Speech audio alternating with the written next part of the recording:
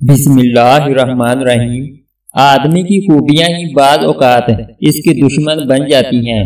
ایاز کی ذہانت، دیانت و امانت اور اپنے آقا کے ساتھ وابستگی، کامل فرمانبرداری ایسے اعمال تھے جنہوں نے تمام ارکان دولت کو اس کا دشمن بنا دیا تھا۔ ایاز کے خلاف ان کے دلوں میں کدورت، بغض اور حسد کا مادہ روز بروز بڑھتا ہی جا رہا تھا۔ ادھر سلطان کا لطف و کرم اور جود و سخا ایاز کے حق میں بڑھ رہا تھا۔ ایک دن بد باطن عمرہ نے بادشاہ سے عرض کی کہ ہم غلاموں کی ناقص عقل میں یہ بات نہیں آ رہی کہ آپ ایک معمولی غلام ایاز کی عقل و بصیرت پر کیوں کر یقین رکھتے ہیں۔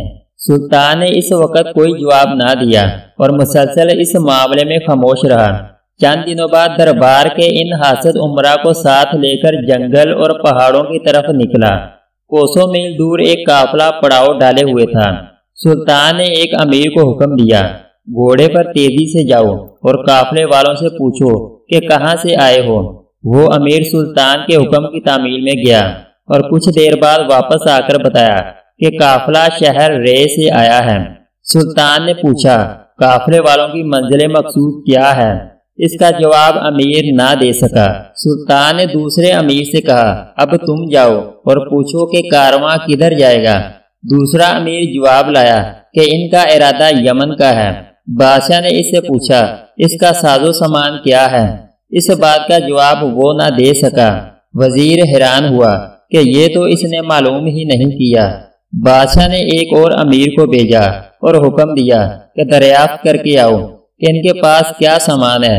اس نے واپس آ کر کہا کہ ان کا سامان رے کے برتن ہیں۔ بادشاہ نے اس سے پوچھا، وہ قافلہ رے شہر سے کب نکلا تھا؟ وہ امیر اس سوال کا جواب دینے سے عاجز رہا۔ بادشاہ نے ایک اور وزیر کو بھیجا تاکہ وہ معلوم کرے کہ انہوں نے سفر کب شروع کیا۔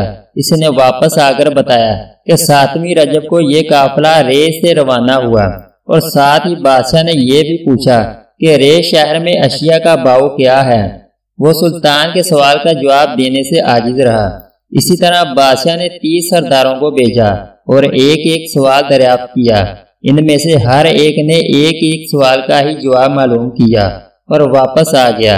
غرض سب امیر ناقص العقل اور پریشان ذہن ثابت ہوئے۔ قافلے والوں کا پورا حال کسی نے جاننے کی زحمت گوارا نہ کی۔ اس مشاہدے کے بعد سلطان نے ان بد باطن عمرہ سے کہا، تم لوگ ایاز پر اعتراض کرتے ہو کہ وہ اتنا منظور نظر کیوں ہے؟ سلطان نے ان پر ایک معنی خیز نظر ڈالی اور کہا، میں تم سے پہلے ایاز کا امتحان لے چکا ہوں۔ میں نے اس کو یہ دریافت کرنے کے لیے بھیجا کہ قافلہ کہاں سے آیا ہے۔ وہ گیا اور قافلے کا سارا حال دریافت کر کے واپس آیا۔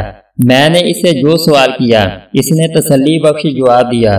جو معلومات تم 30 آدمیوں نے 30 پھیروں میں فراہم کی، اب تمہیں پتہ چل گیا کہ میں اس کی اتنی قدر کیوں کرتا ہوں۔ یہ سن کر سب امیروں کے چہرے شرم سے پانی پانی ہو گئے۔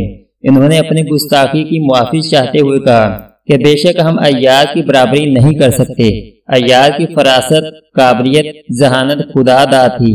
حمد ایک بیماری ہے، اس سے ہمیشہ بچنا چاہیے۔ اگر آپ کو ہماری ویڈیو اچھی لگے تو اس کو لائک اور سبسکرائب کر دیں۔